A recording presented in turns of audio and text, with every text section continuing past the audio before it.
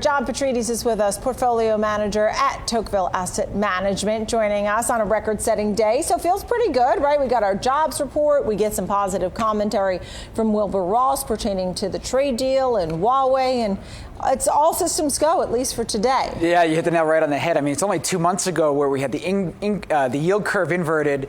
We had a global economy slowing, fears that it was going to bring the U.S. into recession, and now we're completely opposite of the curve, and all asset classes are rallying.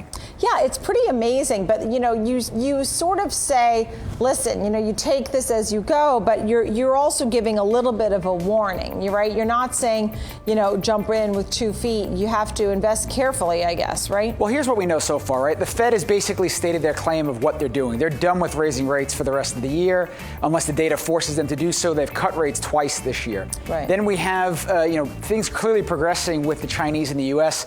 Both sides have come to the table. Right now, we're waiting on a December 15th date where the U.S. said they would back away from tariffs. That's clearly a pivotal time, but it clearly seems like we're moving in the right direction, right? The bond market, the yield curve has started to normalize between the 2 and the 10-year, and earnings are coming in pretty good, right? Yeah, better what than have you thought expected. of earnings? I mean, we've had a lot of beats. Yeah, I mean, analysts continue to guide down their estimates going into the quarter, right? We started at down expectation of 1.7%, and by the time earnings season started, analysts were down for a negative 4% year over year, and by and large, we've come in significantly better since then. And with the exception of the global cyclicals, right, which we know we're going to be experiencing pain because China's economy is slowing, by and large, companies are doing really well. Yeah, and so you're right. I mean, we did have lowered expectations, but while there's a little bit of uncertainty going forward, one thing that you suggest is make sure to be in gold, right? We look at that 1500 mark as a key mark, but not gold coins and gold bars. I mean, what are you suggesting? Yeah, I mean,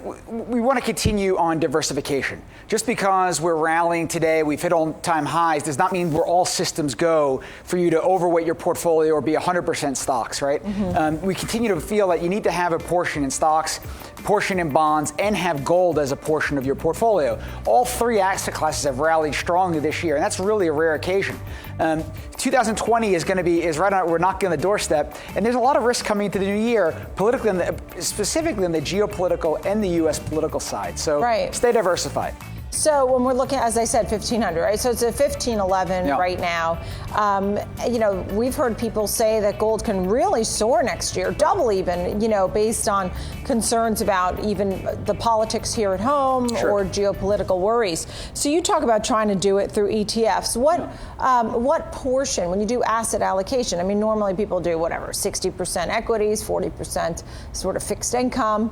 What kind of asset allocation are you suggesting? Well, every client is different, right? Every investor is different. Everyone has their different risk profile and tolerance. But we don't think that gold should be a 10 or 20% portion of your portfolio, but a 2 to 5% type of allocation. Right. I think that's definitely warranted today, despite the rally that we've seen in gold this year. So what should be 10%? Well, I think definitely stock should be overweight for the general portfolio. Definitely have an allocation to bonds. Definitely an allocation to gold. And I guess when you get into specific weightings underneath that, it's what sectors would you have at a 10% weight in the portfolio, right? We think healthcare is attractive.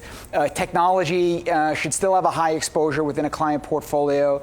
Energy should start creeping up within the allocation. I mean, energy sector is less than 5% of the S&P 500, which is amazing consider where we were 10 years ago when it was about 13 or 14% of the S&P 500. You're seeing energy stocks rally today, and by and large, it's a sector where most investors are under-owned.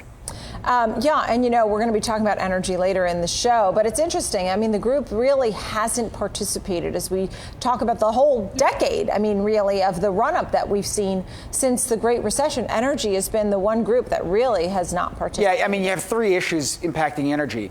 One is a slowdown in the global economy is impacting demand.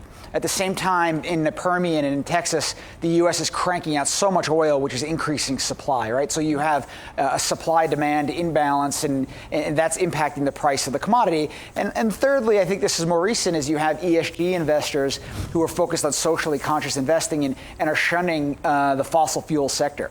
So I think that's pressuring energy investors as well. I don't know if you saw, but Morgan Stanley was out today, and they basically had a simple guide for investors going forward.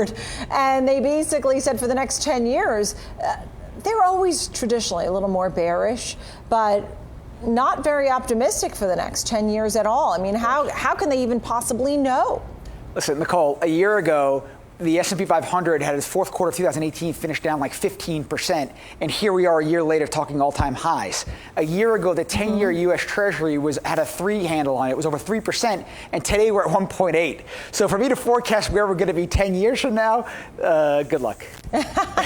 All right, then we'll just have to have you back on the show all the time to keep checking in. John Petrides, right. Portfolio Manager of Tocqueville Asset Management. Great to see you.